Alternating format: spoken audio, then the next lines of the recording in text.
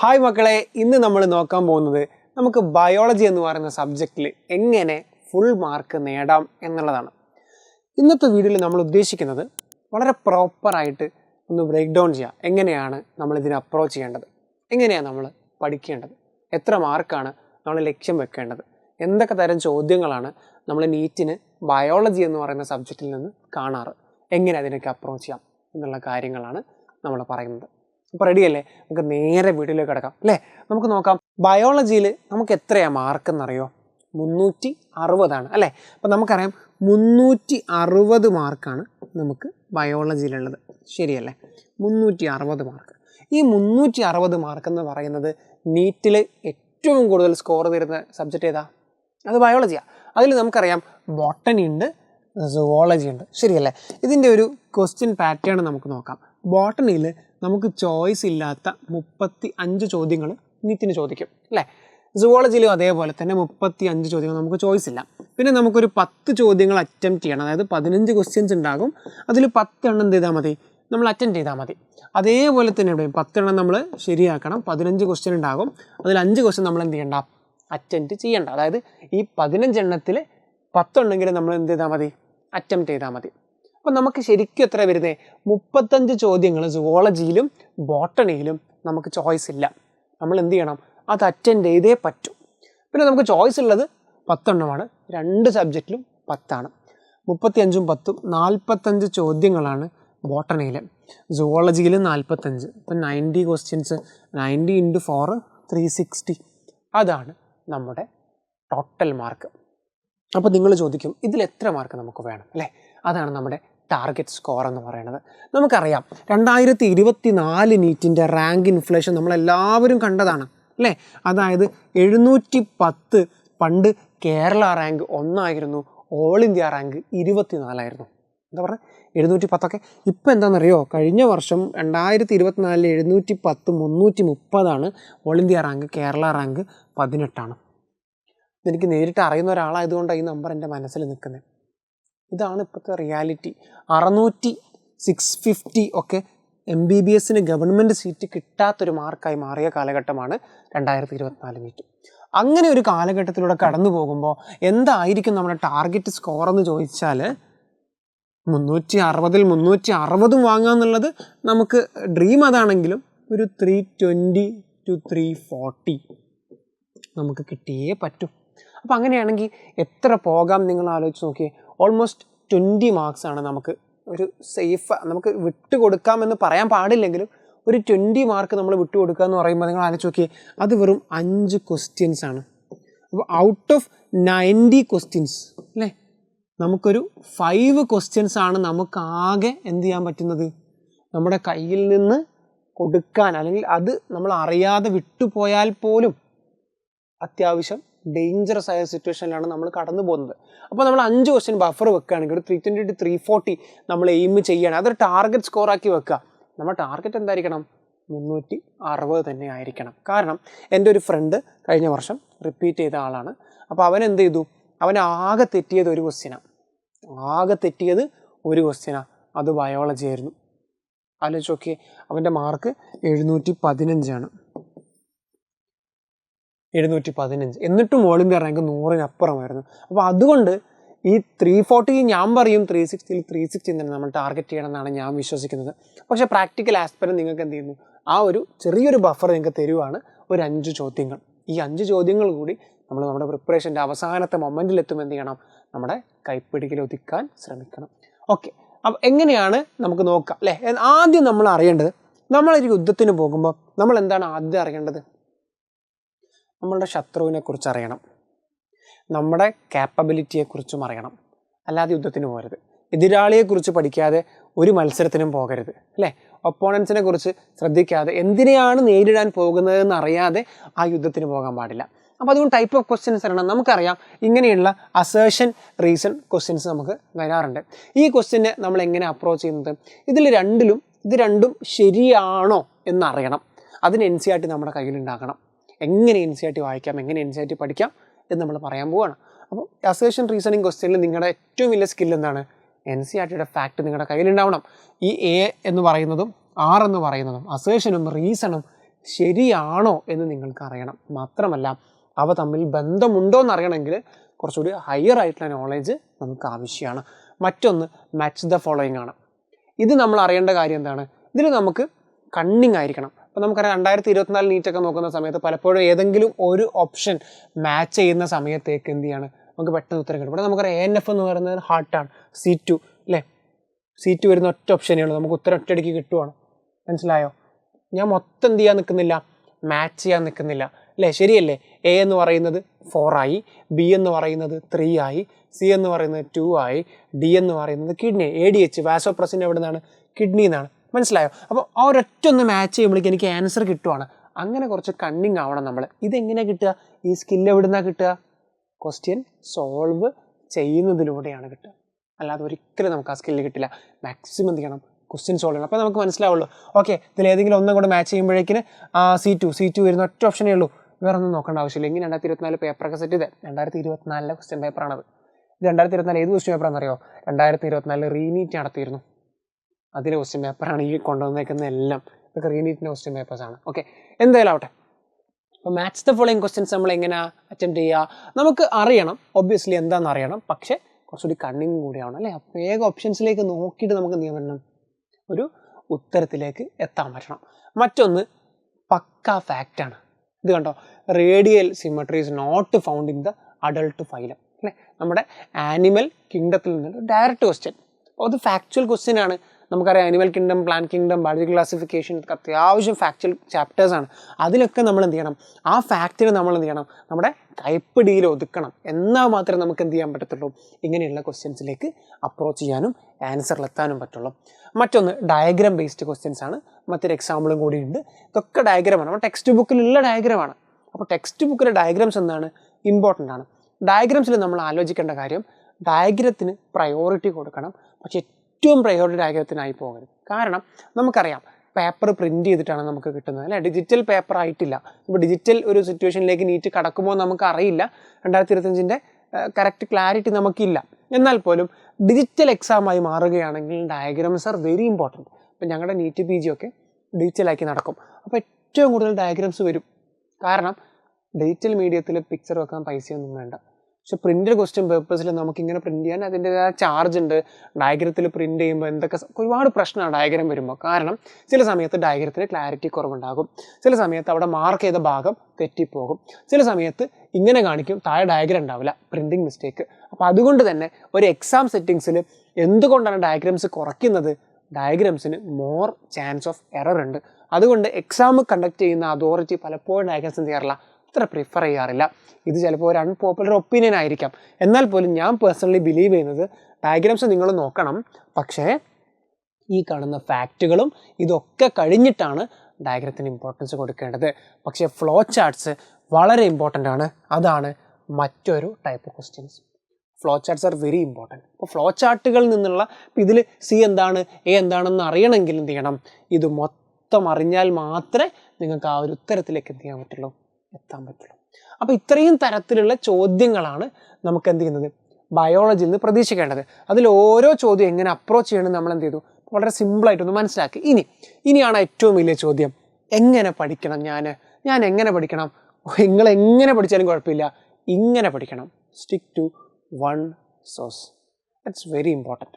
അതായത് ഒരു ചാപ്റ്ററിൻ്റെ 10 യൂട്യൂബ് വീഡിയോ കാണുന്നതിലും നല്ലതാണ് ഒരു യൂട്യൂബ് വീഡിയോ കണ്ടിട്ട് 9 പ്രാവശ്യം NCERT വായിക്കുന്നത്. Am I clear? അതാണ് ഏറ്റവും ഇമ്പോർട്ടൻ്റ് ആയിട്ടുള്ള കാര്യം.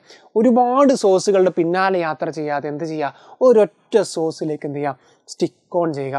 അതാണ് നിങ്ങൾ ചെയ്യേണ്ടത്. കാരണം നമ്മൾ ഒരുപാട് സോഴ്സുകളുടെ പിന്നാലെ പോകുമ്പോൾ കൺഫ്യൂഷൻ ഉണ്ടാകാം. പല സാറുമാർക്കും പല അഭിപ്രായങ്ങളായേക്കാം. അപ്പോൾ ചിലപ്പോൾ നിങ്ങൾക്ക് തന്നെ കൺഫ്യൂഷൻ വരും. പിന്നെ നിങ്ങളുടെ ശ്രദ്ധ മാറും. നിങ്ങളിങ്ങനെ പഠിച്ചത് തന്നെ വീണ്ടും കണ്ടിട്ട് നിങ്ങൾക്കൊരു ഗുണം ഉണ്ടാവില്ല. നിങ്ങൾ അതേ സമയം ഒരു ക്ലാസ് കണ്ട് നിങ്ങൾ NCERT 3 or 4 തവണ വായിക്കുകയാണെങ്കിൽ ആ NCERTയിൽ എന്തൊക്കെ എവിടെയുണ്ട് നിങ്ങൾക്ക് മനസ്സിലാകുകയും ചെയ്യും. നേരത്തെ പറഞ്ഞ ഡയഗ്രാംസ് ഒക്കെ നിങ്ങളുടെ കണ്ണിലൂടെ പോകുകയും ചെയ്യും. ഇത് കണ്ണിലൂടെ പോയാൽ മാത്രം പോരാ, തലച്ചോറിലെത്തണം. നമ്മുടെ വീട്ടിൽ എന്നും ന്യൂസ് പേപ്പറൊക്കെ ഇടുന്നുണ്ടാകും. നമ്മളെല്ലാവരും ന്യൂസ് പേപ്പർ വായിക്കാറുണ്ട്. ന്യൂസ് പേപ്പർ പഠിക്കാറില്ലല്ലോ? ഇല്ല. വായനയും പഠനവും രണ്ടും രണ്ടാണ്. ന്യൂസ് പേപ്പർ വായിച്ച് മറക്കാനുള്ളതാണ്. പക്ഷേ NCERT അങ്ങനെയല്ല, നമുക്കത് വായിച്ച് ഓർമ്മയിൽ നിൽക്കണം. മാത്രമല്ല അതിങ്ങനെ ആയിരുന്നു എന്ന് ചോദിച്ചാൽ ചേടാ അതങ്ങനെ ആയിരുന്നോ എന്ന് നമുക്ക് തോന്നരുത്. നമുക്ക് എന്ത് ചെയ്യാൻ പറ്റണം, അതങ്ങനെയാണ് എന്ന് പറയാൻ പറ്റണം. ഓക്കെ, ഒറ്റ സോഴ്സിൽ നിങ്ങൾ സ്റ്റിക്ക് ഓൺ ചെയ്യുക.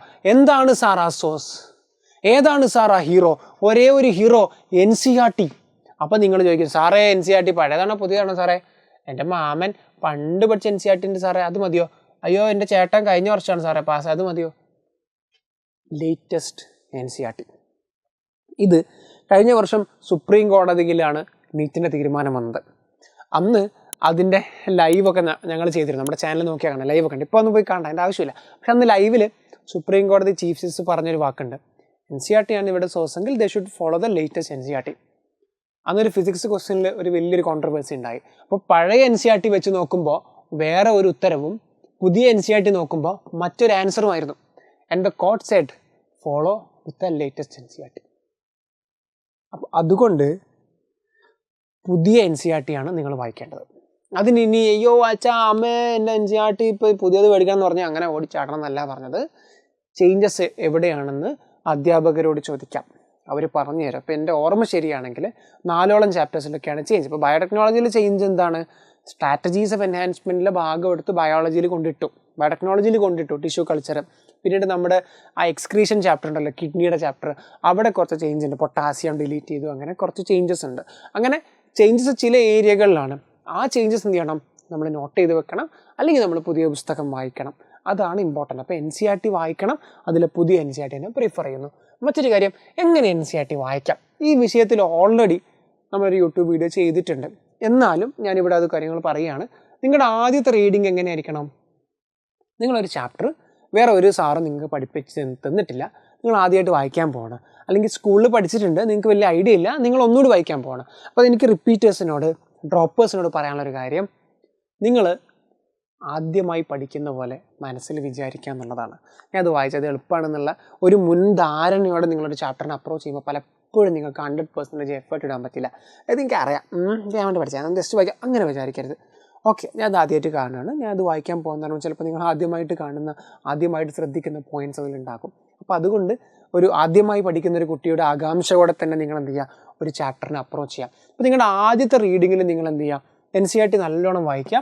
അപ്പോൾ നിങ്ങൾ എന്ത് ചെയ്യുക, ഒരു ലൈൻ ബൈ ലൈൻ അപ്രോച്ചിൽ തന്നെ വായിക്കുക. ഓക്കെ, വായിച്ച് കഴിയുമ്പോൾ ഈ സമയത്ത് നിങ്ങൾ എന്ത് ചെയ്യേണ്ട, ഒരു ഹൈലൈറ്റിങ്ങും ചെയ്യേണ്ട ആവശ്യമില്ല. നിങ്ങളുടെ ഫസ്റ്റ് റീഡിങ് നിങ്ങളൊന്നും ചെയ്യേണ്ട, നിങ്ങൾ നോ ഹൈലൈറ്റിങ് നീഡഡ്, ജസ്റ്റ് വായിക്കാം. അതിന് ശേഷമായിരിക്കും നിങ്ങൾ എന്ത് ചെയ്യുന്നത്, നിങ്ങളുടെ ഫസ്റ്റ് റീഡിങ് കഴിഞ്ഞതിന് ശേഷം നിങ്ങൾ എന്തായിരിക്കും, നിങ്ങൾ ക്ലാസ് അറ്റൻഡ് ചെയ്യും. ശരിയല്ലേ, നിങ്ങൾ ക്ലാസ് അറ്റൻഡ് ചെയ്യും. അത് നിങ്ങളുടെ ക്ലാസ് ആകാം, സ്കൂളിലാകാം, യൂട്യൂബിൽ ഏതെങ്കിലും ഒരു വീഡിയോ ആകാം, നിങ്ങൾ ക്ലാസ് അറ്റൻഡ് ചെയ്തു. അതിന് ശേഷം നിങ്ങൾ എന്ത് ചെയ്യണം, ക്വസ്റ്റ്യൻസ് ചെയ്യണം.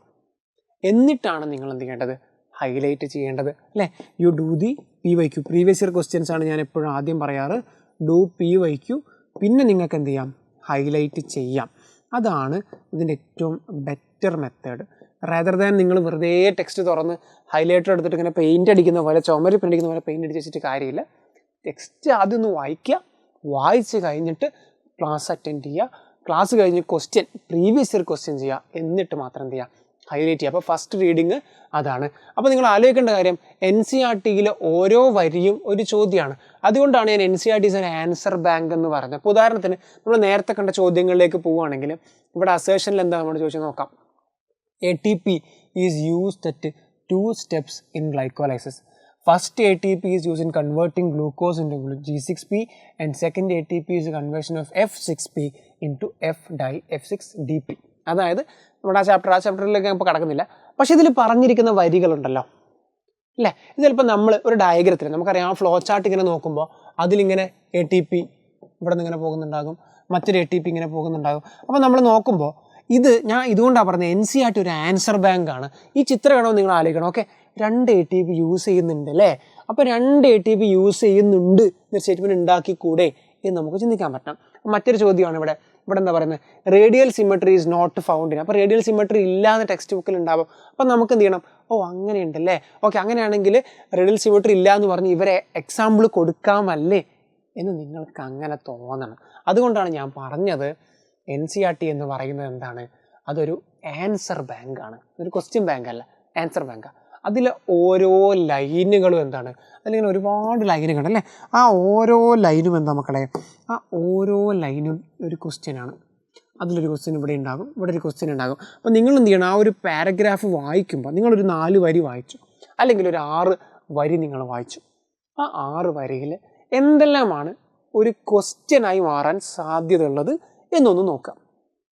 വളരെ സിമ്പിളായിട്ട് ഒരു 6 വരിയുണ്ട്, അതിലെന്തെല്ലാമാണ് ചോദ്യമായി മാറാൻ സാധ്യതയുള്ളത് അത് നോക്കാം, എന്നിട്ട് പഠിക്കാം. അതാണ് ഇമ്പോർട്ടൻറ്റ്. കാരണം ഞാൻ എപ്പോഴും പറഞ്ഞേക്കാം, എനിക്ക് ഏറ്റവും ഇഷ്ടം ഇപ്പം 1990 എന്നൊക്കെ പറഞ്ഞ് നമ്മൾ 1991 1990 എന്നൊക്കെ പറയുന്ന ചില നമ്പർ ഉണ്ടാവും. അപ്പോൾ അതിൻ്റെ കൂടെ ഒരു ശാസ്ത്രജ്ഞൻ ഇന്ന ഒരു കണ്ടുപിടിച്ചു, ഇതൊരു ലൈനിലേക്ക് അനുസരിച്ചിട്ടില്ല. അപ്പോൾ നമുക്ക് എന്ത് ചെയ്യണം, ഓക്കെ ഈ വർഷം ഇമ്പോർട്ടൻ്റ് ആണ്, ഈ സയൻറ്റിസ്റ്റ് ഇമ്പോർട്ടൻ്റ് ആണ്, അദ്ദേഹം എന്ത് കണ്ടുപിടിച്ചു എന്നുള്ളത് ഇമ്പോർട്ടൻ്റ് ആണ്. അപ്പോൾ അതൊരു ലൈൻ ഇങ്ങനെ വായിച്ചു പോയ കാര്യമില്ല, മനസ്സിലായോ? അത് നമുക്ക് ഇമ്പോർട്ടൻ്റ് ആണ് എന്ന് നമ്മൾ ചിന്തിക്കണം. നമ്മുടെ ബ്രെയിനിനോട് നമ്മൾ പറയണം, ഓക്കെ ഞാനിത് വായിച്ചു, ഇതിൽ നിന്ന് എന്ത് ചോദ്യങ്ങൾ ചോദിക്കാം. ഞാൻ എപ്പോഴും എൻ്റെ പിള്ളേരോട് പറയുന്ന കാര്യം, ഒറ്റ ക്വസ്റ്റ്യൻ ചോദിച്ചാൽ മതി നിങ്ങളോട്, ഇപ്പോൾ ഞാൻ വായിച്ചതിൽ നിന്ന്, ഇപ്പോൾ ഞാൻ വായിച്ച കണ്ടന്റിൽ നിന്ന് എന്തൊക്കെ ചോദ്യം എന്നോട് ചോദിക്കാം. അങ്ങനെ നോക്കുക. ആ ചോദ്യം ചോദിക്കുന്ന എലമെൻറ്റ്സ് ഉണ്ടല്ലോ, അതിനെയാണ് നിങ്ങളുടെ ആ വലിയ പെന്ന് പൈസ കൊടുത്തൊക്കെ നിങ്ങൾ വാങ്ങിയ ഹൈലൈറ്റർ കൊണ്ട് നിങ്ങൾ ഹൈലൈറ്റ് ചെയ്യേണ്ടത്. ആ ഹൈലൈറ്ററിനൊരു മീനിങ് ഉണ്ട്. എല്ലാ വരിയും ഹൈലൈറ്റ് ചെയ്യാനല്ല നിങ്ങളോട് പറയുന്നത്. അങ്ങനെ ഹൈലൈറ്ററിൻ്റെ പെയിൻറ്റും വാങ്ങിപ്പോയി ടെക്സ്റ്റ് മൊത്തം ഹൈലൈറ്റ് ചെയ്തിട്ട് കാര്യമില്ല, മനസ്സിലായോ? ഏറ്റവും ഇമ്പോർട്ടൻ്റ് ആയത് മാത്രം എന്ത് ചെയ്യുക, നോട്ട് ചെയ്യുക. NCERT ഒരു ആൻസർ ബാങ്കാണ് എന്നുള്ളത് ഓർമ്മിക്കാം. മറ്റൊരു കാര്യം, എങ്ങനെ NCERT വായിക്കും. ഇപ്പോൾ ഞാൻ പറഞ്ഞല്ലേ, നിങ്ങൾ ക്ലാസ്സിന് മുന്നേ എന്ത് ചെയ്യുക, ഒന്ന് വായിക്കുക, ഒരു സിമ്പിൾ റീഡ് മതി. അപ്പോൾ ക്ലാസ് കേൾക്കുന്നു, ക്ലാസ് കേട്ട് കഴിഞ്ഞിട്ട് നിങ്ങൾക്ക് എന്ത് ചെയ്യണം, ക്വസ്റ്റ്യൻ ചെയ്യണം, ഹൈലൈറ്റ് ചെയ്യാം. എന്ത് ക്വസ്റ്റ്യൻ എങ്ങനെ ചെയ്യും? ഞാൻ പറയുന്നു, ക്വസ്റ്റ്യനിൽ ഞാൻ ആദ്യം പ്രിഫർ ചെയ്യുന്നതാണ് പ്രീവിയസ് ഇയർ ക്വസ്റ്റ്യനാണ്. അതിന് ഒരുപാട് മെറ്റീരിയലുകൾ ഇപ്പോൾ ഇന്ത്യയിൽ അവൈലബിൾ ആണ്. ഏത് മെറ്റീരിയലും കുഴപ്പമില്ല, നിങ്ങളതിൽ പ്രീവിയസ് ഇയർ ക്വസ്റ്റ്യൻ ചെയ്താൽ മതി. പ്രീവിയസ് ഇയർ ക്വസ്റ്റ്യൻ തന്നെ 13 വർഷത്തെയും 28 വർഷത്തെയൊക്കെ ക്വസ്റ്റ്യനുള്ള വലിയ പുസ്തകങ്ങളുണ്ട്. അതിൻ്റെ ഒന്നും പിന്നാലെ പോകണമെന്ന് ഞാൻ പറയുന്നില്ല.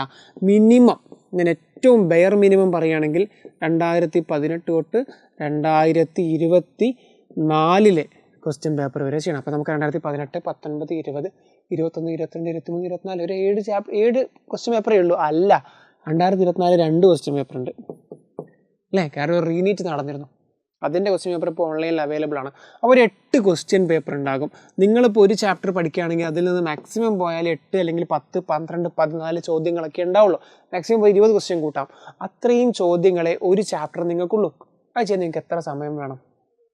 അരമണിക്കൂർ, 1 മണിക്കൂർ? ഞാൻ പറയുന്നു, നിങ്ങൾ എത്രയാണോ, ഇപ്പോൾ നിങ്ങൾ പറയുകയാണ്, നിങ്ങളിപ്പോൾ ബയോടെക്നോളജി പഠിച്ചു, ഇപ്പോൾ ഒരു 20 അല്ലെങ്കിൽ 16 ചോദ്യമുണ്ട്. ഞാൻ പറയുന്നു, നിങ്ങൾ ആ ചോദ്യങ്ങൾ ഒരു ബുക്കിൽ നിങ്ങൾക്ക് വൃത്തിക്ക് കിട്ടുമെങ്കിൽ ആ 16 ചോദ്യങ്ങളും ഒരു 16 അല്ലെങ്കിൽ 20 മിനിറ്റിലോ ടൈമർ വെച്ചുകൊണ്ട് അറ്റൻഡ് ചെയ്യാം. എന്താ ടൈമറിൻ്റെ ഇമ്പോർട്ടൻസ്? സമയത്ത് ക്വസ്റ്റ്യൻ അറ്റൻഡ് ചെയ്യുക എന്നുള്ളത് ഒരു സ്കില്ലാണ്. അത് ചെയ്താലേ വരുള്ളൂ. ടാലൻ്റ് അല്ല, സ്കില്ലാണ്, ഹാർഡ് ഏൺഡ് സ്കില്ലാണ്. സമയത്ത് ആ സ്ട്രെസ്സോടെ ചെയ്ത് പഠിക്കണമെങ്കിൽ അതൊരു സ്കില്ലാണ്. ആ സ്കില്ല് ഡെവലപ്പ് ചെയ്യണമെങ്കിൽ അങ്ങനെ തന്നെ ചെയ്യണം. അപ്പോൾ അതുകൊണ്ട് നിങ്ങൾക്കിപ്പോൾ നിങ്ങൾ നോക്കുന്ന ചാപ്റ്ററിൽ 10 ക്വസ്റ്റ്യൻ ആണെങ്കിൽ ഞാൻ പറയുന്നു 10 മിനിറ്റിൽ അത് ചെയ്യാൻ പറ്റുന്നുണ്ടോ നോക്കുക. അപ്പോഴേ നിങ്ങൾക്ക് എത്ര സ്പീഡിൽ നിങ്ങൾ ആ ക്വസ്റ്റ്യൻ വായിക്കുന്നു, എത്ര സ്പീഡിൽ നിങ്ങൾ ആ ക്വസ്റ്റ്യൻ്റെ അർത്ഥം നിങ്ങളുടെ തലച്ചോറിലേക്ക് എത്തുന്നു, എത്ര പെട്ടെന്ന് നിങ്ങളുടെ തലച്ചോറ് അത് പുകഞ്ഞ് ആലോചിക്കുന്നു, എത്ര പെട്ടെന്ന് അതൊരു ആൻസറായി മാറുന്നു, അതിൻ്റെ കറക്റ്റ് ഓപ്ഷൻ മാർക്ക് ചെയ്യുന്നു. ഇതൊരു ചെറിയ പ്രോസസ്സല്ല. അതുകൊണ്ടാണ് എല്ലാ സാറുമാരും ക്വസ്റ്റ്യൻ എന്നിട്ട് പറയും. ആൻസർ കളിക്കുക റാപ്പായി മാറും. ഇല്ല, ക്വസ്റ്റ്യൻ ചെയ്യണം. ക്വസ്റ്റ്യൻ ചെയ്താൽ മാത്രമേ നമുക്ക് ആ സ്കില്ല് കിട്ടുള്ളൂ. അതിന് വേണ്ടിയാണിത് പറയുന്നത്. പല ടീച്ചർമാരും ക്വസ്റ്റ്യൻ ചെയ്യുമ്പോൾ നിങ്ങൾ എന്തിനാ ഞാൻ ചെയ്തോളാം. എടാ, ഞാൻ ഉള്ളതാ പറയുന്നത്. സ്കില്ല് ഡെവലപ്പ് ചെയ്യണമെങ്കിൽ ക്വസ്റ്റ്യൻ ചെയ്യണം. അപ്പോഴേ ഞാൻ പറഞ്ഞില്ല, ഇത് അത്ര എളുപ്പമുള്ള കാര്യം. നിങ്ങൾ ആലോചിക്കുക എത്ര സ്റ്റെപ്പുകൾ ഇൻവോൾവ് ആണ്. കാരണം ഇതൊരു ചോദ്യമാണെങ്കിൽ ആ ചോദ്യം ഞാൻ കാണണം, ഞാൻ കാണുന്നു, എൻ്റെ തലച്ചോറ് അത് പ്രോസസ്സ് ചെയ്യുന്നു, ചിന്തിച്ചെടുക്കുന്നു, എന്നിട്ട് ഞാൻ ഓപ്ഷൻ മാർക്ക് ചെയ്യണം. ഇതൊക്കെ വളരെ ഇമ്പോർട്ടൻ്റ് ആയ എന്താണ്, ഡെവലപ്പ് ചെയ്യേണ്ട സ്കില്ലാണ്. അപ്പോൾ നമ്മൾ എന്ത് ചെയ്യുക, അങ്ങനെ വേണം ചെയ്യാം. ക്വസ്റ്റ്യൻ ചെയ്യുക. ക്വസ്റ്റ്യൻ ചെയ്തിട്ട് എന്ത് ചെയ്യാം, ക്വസ്റ്റ്യൻ ചെയ്യുമ്പോൾ നമുക്കൊരു ഐഡിയ കിട്ടും. അപ്പോൾ ക്വസ്റ്റ്യൻ ഞാൻ പറയുന്നത് I prefer previous year questions ആണ് ഞാൻ ഏറ്റവും കൂടുതൽ പ്രിഫർ ചെയ്യുന്നത്. അത് ചെയ്തിട്ട് മതി നിങ്ങളുടെ മറ്റ് മെറ്റീരിയലുകളും ബുക്കുകളും വീക്ക്ലി മന്ത്ലി എക്സാമും ചെയ്യേണ്ടത്. ക്വസ്റ്റ്യൻ ചെയ്യുമ്പോൾ ടൈം എന്ത് ചെയ്യുക, ടൈം സ്ട്രിക്റ്റായിട്ട് ഫോളോ ചെയ്യാം. ഓക്കെ, ടൈം സ്ട്രിക്റ്റായിട്ട് എന്ത് ചെയ്യുക, ഫോളോ ചെയ്യുക. എന്നിട്ട് നിങ്ങൾ എന്ത് ചെയ്യുക, ഹൈലൈറ്റ് ചെയ്യുക. ഇപ്പോഴാണ് നിങ്ങൾക്ക് ഹൈലൈറ്റ് ചെയ്യേണ്ട ഭാഗങ്ങൾ ഏതാണെന്ന് മനസ്സിലാവുന്നത്. ഓക്കെ ആണോ?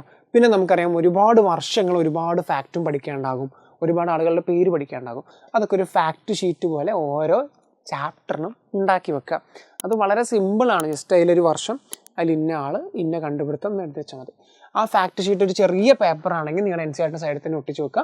നിങ്ങൾ എപ്പോഴെങ്കിലും മറ്റൊരു ഇമ്പോർട്ടൻ്റ് ആയ ഫാക്റ്റ് കാണുമ്പോൾ, ഇപ്പം നമുക്കറിയാം സെൽ ദ യൂണിറ്റ് ഓഫ് ലൈഫിൽ നമുക്ക് ഒരുപാട് വർഷം വരുന്നുണ്ട്. ഇപ്പോൾ റുഡോൾഫ് വിർച്ചോ എന്ന് പറയുന്ന ആൾ ഒമ്നി സെല്ലുലെ സെല്ലുലെ എന്നൊക്കെ പറഞ്ഞിട്ടുണ്ട്. അത് നമുക്ക് എല്ലാവർക്കും അറിയാം. അപ്പോൾ അതിൻ്റെ വർഷം NCERT ഇല്ലെങ്കിലും നമ്മൾ പഠിക്കാറുണ്ട്. 1855 എന്ന് പറയും. അതൊക്കെ നമ്മൾ എന്ത് ചെയ്യുക, കുറച്ച് ഔട്ടും തോന്നുകയാണ് അതിൽ എഴുതി വെക്കുക.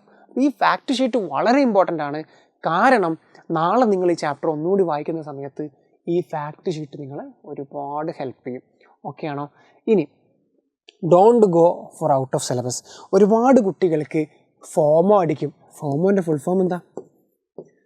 ഫോമോ എന്ന് പറഞ്ഞാൽ ഫിയർ, പേടി ഓഫ് മിസ്സിങ് ഔട്ട്. അതായത് എന്തൊക്കെയോ എനിക്ക് നഷ്ടമാവുന്നു എന്നുള്ളൊരു ഭയം ഉണ്ടല്ലോ, ഫോമോ അടിക്കുക എന്ന് പറയും. അപ്പോൾ ഫ്രണ്ട്സൊക്കെ ഐഫോൺ എടുത്തു, ഒരു ഫോമാണ്, ഒരു ഐഫോൺ വേണം, അങ്ങനെ അവരുടെ ജീവിതം. നമുക്ക് എന്താണ് വേണ്ടത്, നമ്മുടെ ആഗ്രഹങ്ങൾ എന്താണ്, നമ്മുടെ ആവശ്യങ്ങൾ എന്താണെന്ന് അറിഞ്ഞ് മനസ്സിലാക്കി പെരുമാറേണ്ട ഒരു പ്രായമൊക്കെ ആയിട്ടുണ്ട്. അപ്പോൾ ഫോമോ അടിക്കരുത്. ആരൊക്കെയോ എന്തൊക്കെയോ ഔട്ട് പഠിക്കുന്നു, അയ്യോ എന്നാൽ ഞാനും പഠിക്കട്ടെ, വേണ്ട. നിങ്ങൾ ഒരു റെപ്യൂട്ടഡ് ആയിട്ടുള്ള ഇൻസ്റ്റിറ്റ്യൂഷനാണ് നിങ്ങളുടെ ഭാവി എന്തായാലും ഏൽപ്പിച്ചിട്ടുണ്ടാവുക. എജ്യൂപോർട്ട് ആണെങ്കിൽ എജ്യൂപോർട്ട്, അല്ലെങ്കിൽ എവിടെയാണെങ്കിലും അവിടെ ഉള്ള അധ്യാപകർ നിങ്ങളെ പഠിപ്പിക്കുന്നത് മാത്രം നിങ്ങൾ ഫോളോ ചെയ്താൽ മതി. ഇനി ഏതെങ്കിലും അധ്യാപകൻ വല്ലാതെ ഔട്ട് ഓഫ് സിലബസ് കയറി നിങ്ങളൊരു BSc ബോട്ടണിയോ BSc സുവോളജിസ്റ്റോ ആക്കാൻ നോക്കുന്നുണ്ടെങ്കിൽ നിങ്ങൾ ആ നോട്ടോ ഒക്കെ സന്തോഷം അവിടെ മാറ്റി വെച്ചിട്ട് NCERT വായിച്ചാൽ മതി. കാരണം ഒരുപാട് ഔട്ടിൻ്റെ ആവശ്യം ഇനിയുള്ള കാലഘട്ടത്തിലില്ല. ഇപ്പം നമുക്ക് 2024 നീറ്റിൽ തന്നെ നമ്മൾ മനസ്സിലാക്കുന്ന ഒരു കാര്യം അത് തന്നെയാണ്. ഒരുപാട് ഔട്ട് ചോദിച്ചിട്ടല്ല അവരിഞ്ഞ് ബുദ്ധിമുട്ടിക്കാൻ പോവുക. ഉള്ള ക്വസ്റ്റ്യൻ തന്നെ ബ്യൂട്ടിഫുള്ളായി ഫ്രെയിം ചെയ്താൽ തന്നെ നമുക്കെല്ലാവരും പെടും. അപ്പം അതുകൊണ്ട് NCERT ഔട്ടൊന്നും വലിയ കാര്യമാക്കാതെ ഉള്ളത് ഭംഗിയായി പഠിക്കാം. ഓക്കെ ആണോ? ഇനി മറ്റൊരു കാര്യം, അപ്പോൾ ഇതിനോട് ചെറിയൊരു സമ്മറിയാണ്. നമ്മൾ ആദ്യം വായിക്കുന്നു അല്ലേ, നമ്മളതിൻ്റെ ക്ലാസ് കേൾക്കുന്നു.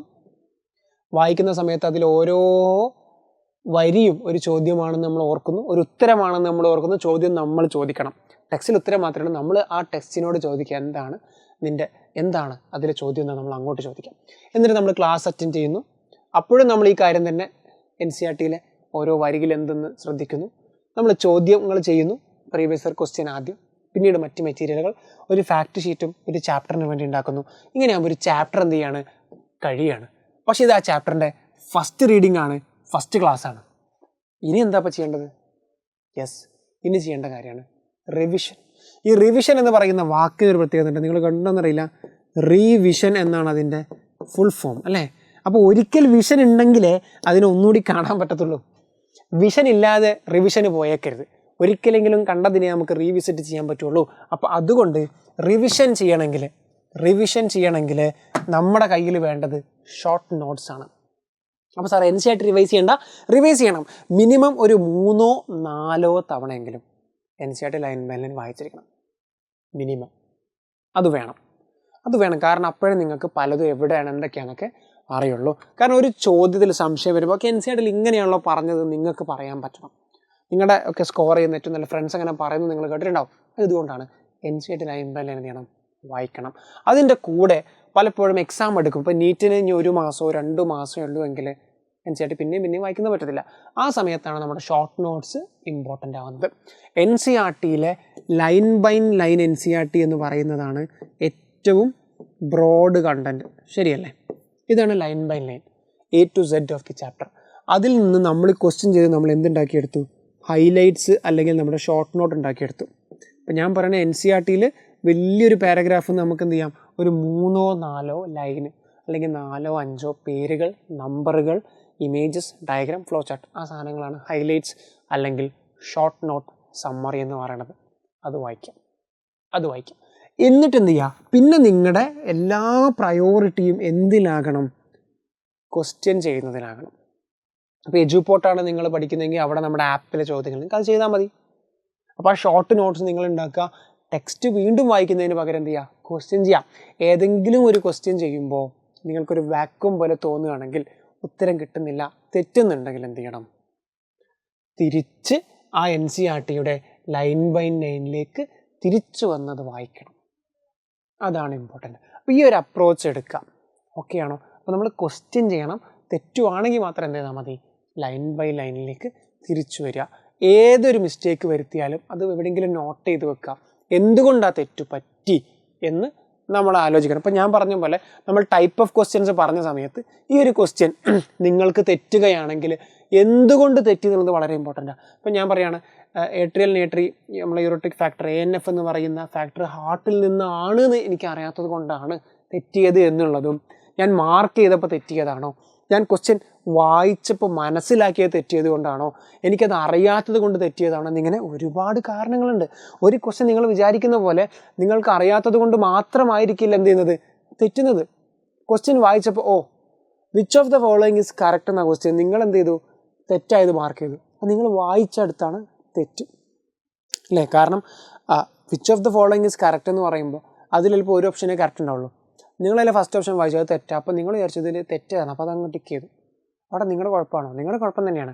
പക്ഷേ ക്വസ്റ്റ്യനിൽ നിങ്ങൾ മാർക്ക് ചെയ്ത സാധനമില്ലേ അത് കറക്റ്റാണ്. കാരണം നിങ്ങൾ വായിച്ചു അത് തെറ്റാണ്. ഓക്കെ, അത് തെറ്റാണ് നിങ്ങൾക്കറിയാം, ആ സ്റ്റേറ്റ്മെൻറ്റ് തെറ്റുമാണ്, നിങ്ങൾ അത് മാർക്ക് ചെയ്യും. പക്ഷെ അതായിരുന്നില്ല അവിടുത്തെ ഉത്തരം എന്നല്ലേ ഉള്ളൂ. അതായത് which of the following is correct എന്ന് ചോദിക്കുമ്പോൾ 3 ഓപ്ഷൻ തെറ്റും 1 കറക്റ്റ് ആയിരിക്കും. അതാണ് കണ്ടുപിടിക്കേണ്ടത്. നിങ്ങൾ ആദ്യത്തെ ഓപ്ഷൻ വായിക്കുന്നു, അത് തെറ്റാണെന്ന് മനസ്സിലാക്കുന്നു, തെറ്റാണ് ചോദിച്ചതെന്ന് വിചാരിച്ചാൽ അത് മാർക്ക് ചെയ്യും.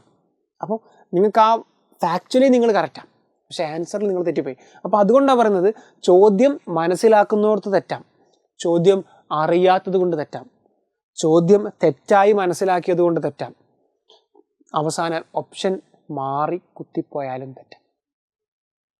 ഒക്കെ ഇമ്പോർട്ടൻ്റ് ആണ്. അപ്പോൾ അതിനാണ് ആ സ്കില്ല് ഡെവലപ്പ് ചെയ്യണമെന്ന് ഞാൻ നിങ്ങളോട് പറയുന്നത്. ഓക്കെ ആണോ? അപ്പോൾ പിന്നെ മറ്റൊരു കാര്യം കൂടെ ഉണ്ട്. എത്ര റിവൈസ് ചെയ്യുമ്പോൾ എത്ര ഗ്യാപ്പ് വേണം? നിങ്ങളുടെ ഫസ്റ്റ് റീഡിങ് കഴിഞ്ഞ് നിങ്ങൾ ക്ലാസ് കേട്ടു. ഓക്കെ, ക്ലാസ് കേട്ട് നിങ്ങൾ ക്വസ്റ്റ്യൻ ചെയ്തു, നിങ്ങൾ ഹൈലൈറ്റ് ചെയ്തു, നിങ്ങളൊരു ഫാക്ട് ഷീറ്റൊക്കെ ഉണ്ടാക്കി അതിനൊരു ഷോർട്ട് നോട്ട് നിങ്ങൾ ഉണ്ടാക്കുമ്പോൾ നിങ്ങളുടെ ഫസ്റ്റ് റീഡിങ് കഴിഞ്ഞു അല്ലേ? ഇതാണ് നിങ്ങളുടെ ഫസ്റ്റ് സ്റ്റെപ്പ്. ഇത് കഴിഞ്ഞ് നിങ്ങൾ രണ്ടാമതായിട്ട് ചെയ്യുമ്പോൾ എന്ത് ചെയ്താൽ മതി? നിങ്ങളിതിൽ ഈ ഷോർട്ട് നോട്ട് വായിക്കുക, അതേപോലെ NCERT റീഡ് ചെയ്യുക എന്നുള്ളതാണ്. ഇതാണ് നിങ്ങളുടെ സെക്കൻഡ് സ്റ്റെപ്പ്. മിനിമം ഞാൻ പറയുന്നത് ഒരു 16 ദിവസം, അതിനപ്പുറം എന്ത് ചെയ്യാൻ പാടില്ല, നീണ്ടുപോകാൻ പാടില്ല. ഒരു ചാപ്റ്റർ നിങ്ങൾ ഒരുപാട് എഫേർട്ട് ഇട്ട ദിവസമാണിത്. ഈ ദിവസം നിങ്ങൾ ഇട്ട എഫേർട്ട് കൊണ്ട് നിങ്ങൾക്ക് ഈ ചാപ്റ്റർ ഭയങ്കര എളുപ്പമായിട്ടുണ്ടാവും. ആ എഫേർട്ട് നിലനിൽക്കണമെങ്കിൽ ഒരു മിനിമം 16, 15, 10 ദിവസത്തിനുള്ളിൽ നിങ്ങളത് കണ്ടില്ലെങ്കിൽ ഈ ഇട്ട എഫേർട്ടൊക്കെ ഒന്നുകൂടി ഇടേണ്ടി വരും. അപ്പോഴാണ് നിങ്ങൾക്ക് മടുക്കുക, അപ്പോഴാണ് നിങ്ങൾക്ക് ചടപ്പാവുക, അപ്പോഴാണ് ഇതൊക്കെ നിർത്തിപ്പോകണം തോന്നുക, അപ്പോഴാണ് ഇതൊക്കെ ഒന്നും വേണ്ടായിരുന്നു എന്ന് തോന്നുക. അയ്യോ ഞാൻ പഠിച്ചൊക്കെ എവിടെ പോയി? തലച്ചോറാണ്, അതിലൊരുപാട് കാര്യങ്ങളുണ്ട്. അതിന് വീണ്ടും അതിനെന്ത് ചെയ്യുക, ഒന്ന് കാണിച്ചു കൊടുക്കുക. പിന്നെ ഏറ്റവും ഇമ്പോർട്ടൻ്റ് ആയ കാര്യം വായന അല്ല കേട്ടോ, റിവിഷനാണ്. റിവൈസ് ചെയ്യാൻ നിങ്ങൾ വില്ലിങ് അല്ലെങ്കിൽ പഠിക്കാതിരിക്കുന്നതാണ് നല്ലത്. കാരണം റിവിഷനാണ് അത് റീഇൻഫോഴ്സ് ചെയ്യുന്നത്. എന്നാൽ മാത്രമേ നമുക്കത് ഓർമ്മയുണ്ടാവുള്ളൂ. And most importantly short term മെമ്മറിയിൽ നിന്ന് ലോങ് ടേം മെമ്മറിയിലേക്ക് പോകണമെങ്കിൽ